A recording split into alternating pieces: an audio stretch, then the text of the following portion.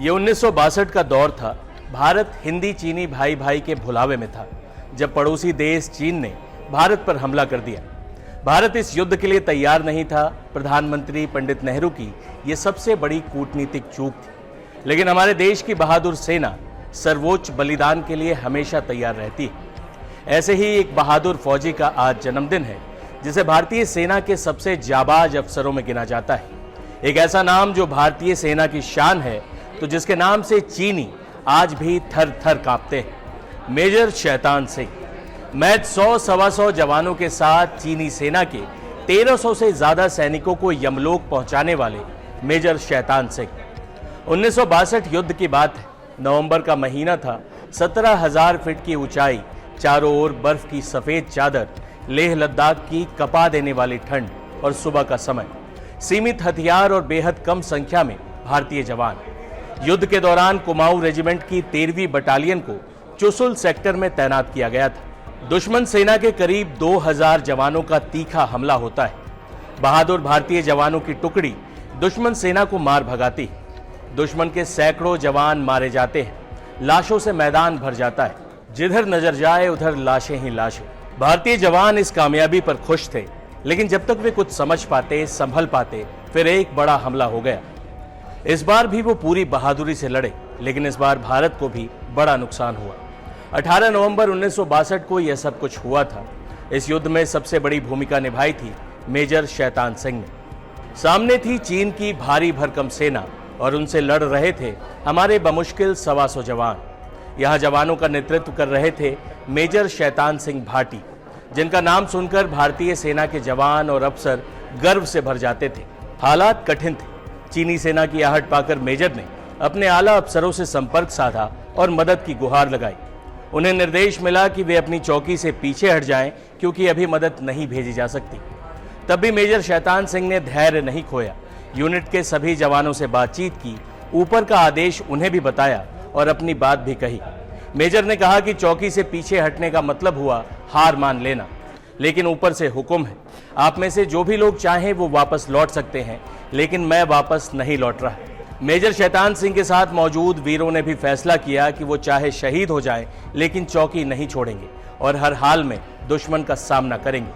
चूंकि भारतीय सेना की इस टुकड़ी के पास गोला बारूद कम थे, तो मेजर शैतान सिंह ने सैनिकों को निर्देश दिया कि वो एक भी गोली बर्बाद न करें। फायर तभी करें जब गोली दुश्मन के सीने में जाकर लगे। इसके लिए जरूरी है कि दुश्मन के करीब आने का इंतजार हो। दुश्मन ने भी खूब छकाया। अहले सुबह अचानक भारतीय जवानों ने देखा कि टुकड़ों में रोशनी उनकी ओर बढ़ रही। उन्हें समझने में देर नहीं लगी कि ये लालटेन है जो भेड़ों के गले में लटकी है। इससे दुश्मन भ्रम पैदा करना चाहता था, लेकिन उसके झांसे में कोई भी जवान नहीं आया और एक एक भारतीय गोली ने दुश्मन का सीना छलनी किया। दर्जनों चीनी सैनिकों को तो मेजर शैतान सिंह ने अपने हाथों से बिना किसी हथियार के काल के गाल में भेज दिया। हर बात को नकारने वाले चीन के इतिहास में भी ये लड़ाई दर्ज है और बहुत बड़े नुकसान के रूप में इसे चीनी सेना ने देखा था। चीनी सेना के जवान अफसर आज भी शैतान सिंह का नाम याद कर डर के मारे कांपने लगते हैं। वही मेजर शैतान सिंह भारतीय सैनिकों की प्रेरणा है। इस युद्ध में खुद मेजर शैतान सिंह भी शहीद हो गए। बड़ी संख्या में भारतीय जवान शहीद हुए। करीब 3 महीने बाद उनका शव तब मिला जब बर्फ पिघली और सर्च ऑपरेशन शुरू किया जा सका। सेना और रेड क्रॉस के सदस्यों ने स्थानीय गडरियों की मदद से ये सर्च ऑपरेशन पूरा किया। बता दें कि जिस इलाके में ये युद्ध हुआ था, वहाँ -10 से 20 डिग्री के तापमान में 10 से 20 फुट या 25 फुट की बर्फ का जम जाना आम बात है। सेना के अफसर और जवान उस वक्त हैरान रह गए जब उन्होंने मेजर शैतान सिंह के शव को देखा। उन्हें गोली लगी थी, वो दुनिया में नहीं थी, लेकिन उनकी मुद्रा ऐसी थी जैसे अभी बोल पड़ेंगे या दुश्मन को देखकर टूट पड़ेंगे।